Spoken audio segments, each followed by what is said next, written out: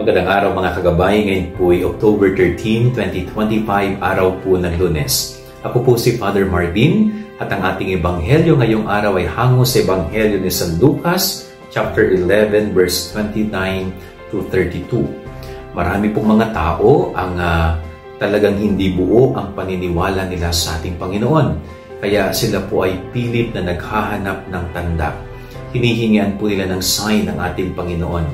Subalit, nagsalita si Jesus na walang sign na ibibigay sa kanila. Ano pong ibig sabihin nito? Kung tayo po ay tunay na mananampalataya ni Jesus, hindi natin kailangan pang humingi ng anumang tanda.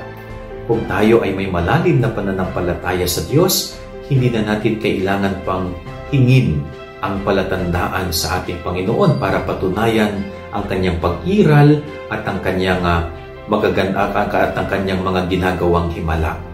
Kundi yung pagkakaroon ng malalim na pananampalataya sa Kanya, yung pagkakaroon ng malalim na ugnayan sa Kanya, yung nararamdaman natin ang mga milagrong ginagawa ni Jesus, yan po ay dakilang tanda na talaga mula sa ating Panginoon. Kaya sana ho tayo mga tao, huwag sana tayong maging katulad ng mga taong bulag sa mga ginagawang milagro ng Panginoon sa kanilang buhay. Nang paniwalaan natin si Jesus, tanggapin natin ang pagka-Diyos ni Jesus.